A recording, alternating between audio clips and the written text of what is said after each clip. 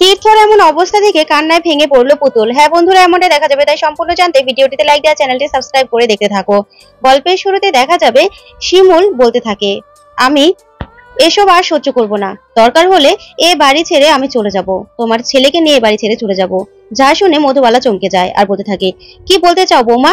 তুমি যেখানে খুশি সেখানে চলে যাও, আমার কোনো আপত্তি নেই, কিন্তু তুমি আমার ছেলেকে কোথাও নিয়ে যেতে পারবে না, আমার ছেলে এ বাড়িতেই থাকবে। তখনই এই কথা শুনে অবাক হয়ে যায় শিমুল। তখন পরাগ বলে ওঠে, মা শোনো, শিমুল যেখানে যাবে আমি শিমুলের সাথে সেখানেই যাব, শিমুল যদি এ বাড়িতে না থাকে তাহলে আমিও থাকবো না। যা শুনে মধুবালা অবাক হয়ে গিয়ে বলতে থাকে, এখন বউয়ের আঁচল ধরা হয়ে গেলি, তুইও তুইও বউ পাগল হয়ে গেলি, এখন বউ যা বলবে তাই শুনবি পরাগ? তখন পরাগ বলতে থাকে, মা তুমিও তো একসময় চেয়েছিলে আমি বউ পাগল হই, বউয়ের কথা মতো চলি, তাহলে আজকে যখন বউয়ের কথা শুনে চলছি তাহলে তুমি এত কথা বলছো কেন বলো তো? তখন এ কথা শুনেই মধুবালা বলতে থাকে, ভুল করেছিলাম আমি তো আর জানতাম না আমাকে এমন একটা দিন দেখতে হবে। এখন তোর বউ চাকরি পেয়ে আমাদেরকে এভাবে সর্বশান্ত করে চলে যাবে, আমরা যে কি খাবো সেই চিন্তাটা পর্যন্ত তোর বউয়ের নেই, এই দিনটা যে দেখতে হবে সেটা তো ভাবিনি আগে আমি। তখনই শিমুল বলতে থাকে, শোনো মা, হ্যাঁ তোমার ছেলের দয়া আমি চাকরিটা করছি, আর তুমি কি করে ভাবলে যে তোমাদের এই দুর্দিনে আমি তোমাদেরকে এভাবে ছেড়ে দেব? আর তোমার ছেলের টাকায় যেহেতু আমি চলছি, ছেলের চাকরিটা যেহেতু করছি, তাহলে এই টাকার মধ্যে অবশ্যই তোমার ভাগ রয়েছে, তাহলে তোমরা না খেয়ে থাকবে সেটা তোমাদের কে বলেছে? তুমি কি করে ভাবলে আমি এটা করব? আর হ্যাঁ, তোমার ছেলে যেখানে থাকবে আমি ঠিক সেখানে থাকবো, তোমার ছেলে যদি এ বাড়িতে থাকে তাহলে আমিও এ বাড়িতে থাকবো, তবে আমার কিছু শর্ত মেনে সবাইকে চলতে হবে, তোমাদের সবাইকে আমার শর্তগুলো মানতে হবে। তখনই এই কথা শুনে মধুবালা অবাক হয়ে যায় আর প্রতীক্ষাও অবাক হয়ে তাকিয়ে থাকে। তারপরে শিমুল বলতে থাকে, শোনো মা, এ বাড়িতে যদি প্রতীক্ষাকে থাকতে হয় তাহলে অবশ্যই ওকে থানায় গিয়ে লিখিত দিতে হবে যে এরপরে আর কোনোদিনও এরকম কোনো কাণ্ড কারখানা করবে না, আর কাউকে মেরে ফেলার চেষ্টাও করতে পারবে না। এরকম লিখিত দিলে ও এ বাড়িতে থাকতে পারবে, না হলে এ বাড়িতে থাকতে পারবে না। এতদিন আমি অনেক সহ্য করেছি, কিন্তু আর নয়, অনেক সহ্য করেছি আমি, এখন আমাকে কঠোর হতে হবে, আমার স্বামী ভালোর জন্য, আমার পরিবারের ভালোর জন্য আমাকে কঠোর হতে হবে। তোমাকে আমি বলে দিলাম, তুমি হয়তোবা আমাদের কথাগুলো বুঝতে পারছো না, তাই তোমার বৌমাকে ভালো করে কথাগুলো বুঝিয়ে দিও, যেন আমাদের কথা মতোই চলে। এই বলেই শিমুল আর পরাগ ওখান থেকে চলে যায়। এদিকে মধুবালা অবাক হয়ে তাকিয়ে থাকে। তারপরে রাত্রিবেলা দেখা যাবে পুতুল বসে আছে আর তীর্থ বুকের ব্যথায় ছটফট করছে। তখনই পুতুল বলতে থাকে, ও স্যার, তুমি সারাদিন আমার সাথে আজকে ভালো করে কথা বলনি, তুমি আমার সাথে এরকম করছো কেন? তুমি কি আমার সাথে রাগ করেছো? তখন তীর্থ বলে, না না পুতুল, তোমার সাথে আমি কেন রাগ করবো বলো তো? আমার না বুকে খুব ব্যথা করছে, মাঝে মাঝে তো মনে হচ্ছে ব্যথার যন্ত্রণায় আমি মনে হয় মারাই যাব। তখনই এ কথা বলতে পুতুল বলতে থাকে, স্যার তুমি এগুলো কি বলছো বলো? তুমি এরকম কথা কোনো দিনও বলবে না, তুমি ছাড়া আমি কি করে থাকবো বলো? তখনই তীর্থ বলতে থাকে, পুতুল তোমাকে ছাড়াও তো আমি থাকতে পারবো না বলো, সেটাই তো বলছি, আমি যদি চলে যাই তাহলে তোমার কেমন হবে পুতুল? তোমার কি হবে? তুমি তো যেই একা সে একাই হয়ে যাবে পুতুল। তখনই পুতুল বলতে থাকে, ও স্যার তুমি কোথায় চলে যাবে আমাকে ছেড়ে?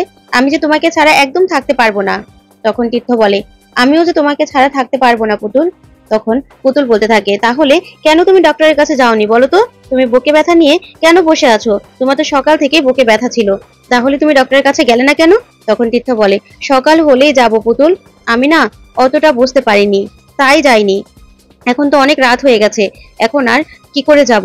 কালকে সকালে আমি ডক্টরের কাছে যাব, তুমি একদম ভেবো না। তখনই পুতুল বলতে থাকে, ও স্যার তোমার কি খুব কষ্ট হচ্ছে? তখনই তীর্থ বলে, হ্যাঁ পুতুল, বুকে খুব ব্যথা করছে, কেন যে এত ব্যথা করছে কিছু বুঝতে পারছি না। পুতুল, তুমি কি তোমার বাড়িতে গিয়ে কদিন থাকতে চাও? তখন পুতুল বলে, না না স্যার, আমার বাড়িতে আমি গিয়ে থাকতে চাই না, আমি তোমার কাছে এখানে থাকবো, তোমার সাথেই থাকবো। ও বাড়িতে তো আবার আমার ছোট ভাইয়ের বউটাও ফিরে এসেছে, ওটা তো একটা সাতচুন্নি, ওকে আমার একদম ভালো লাগে না। আর এ বাড়িতেও না তুমি ছাড়া তোমার বৌদি আমাকে একদম সহ্য করতে পারে না, একদম ভালোবাসে না আমাকে, আমার না একদম ভালো লাগে না ওকে, তুমি না থাকলে ও তো আমাকে মেরেই ফেলবে স্যার। তখনই তীর্থ বলতে থাকে, পুতুল এসব কথা বলতে হয় না, তুমি সবার মন জয় করে নেবে, তোমার গুণ দিয়ে তুমি মন জয় করবে সবার। পুতুল তোমাকে একটা কথা বলি, আমি যদি নাও থাকি কখনো, তাও কিন্তু তুমি গানটা ছাড়বে না, বলো তুমি আমাকে কথা দাও তুমি গান গাইবে। তখন পুতুল বলতে থাকে, না স্যার, তুমি থাকলে আমি গান গাইবো, তুমি না থাকলে আমি গান গাইবো না, এই বলে দিলাম আমি।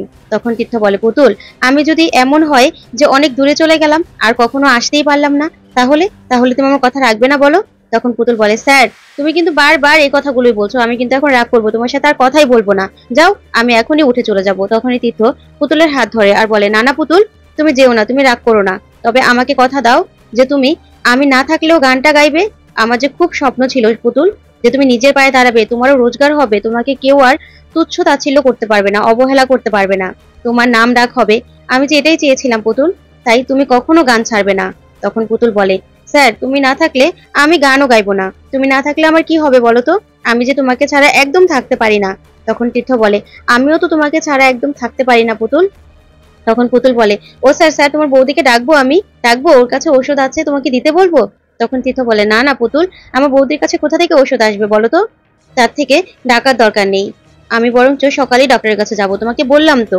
তারপরে পুতুল বলে, তাহলে বউকে ডাকি, বউ না সব পারে, সব ঠিক করে দিতে পারে, তোমাকেও ঠিক করে দেবে বউ। তখন তীর্থ বলতে থাকে, এখন শিমুল কি করে আসবে এত রাতে? তখন পুতুল বলে, বলিই না শিমুল ঠিক চলে আসবে। তখন তীর্থ বলে, না না দরকার নেই, এত রাতে ডিস্টার্ব করার কোনো দরকার নেই পুতুল, আমার ঠিক ভালো হয়ে যাব আমি, তুমি একদম চিন্তা করো না।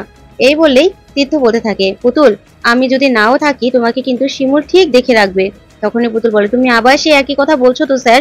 এই বলে কাঁদতে কাঁদতে বলতে থাকে, আমি আর তোমার সাথে কথাই বলবো না। এই বলে চলে যেতে লাগলেই তীর্থ উঠে পুতুলকে জড়িয়ে ধরতে চায়, তখনই ওর বুকে অনেক ব্যথা উঠে যায়। তখন পুতুল বলে, ও স্যার স্যার তোমার কি হলো, তোমার অনেক কষ্ট হচ্ছে?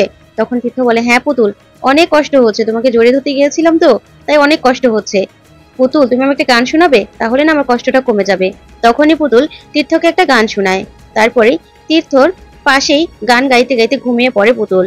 ওইদিকে তীর্থ ভাবতে থাকে, আমি যদি না থাকি তাহলে কেমন হবে পুতুলের, ও তো আবার সে আগের মতো নিঃস্ব হয়ে যাবে, ওকে তো সবাই অবহেলা করবে। না না ঠাকুর, আমাকে এত তাড়াতাড়ি নিও না, আমি পুতুলের জন্য বাঁচতে চাই, বাঁচতে চাই পুতুলের জন্য। এই ভাবতে থাকে তীর্থ।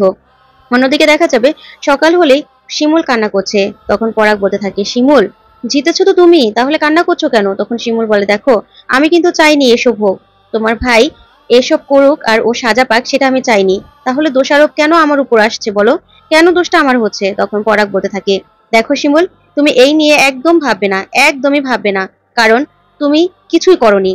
ও যা শাস্তি পেয়েছে ওর ভুলের, ওর পাপের শাস্তি পেয়েছে ও।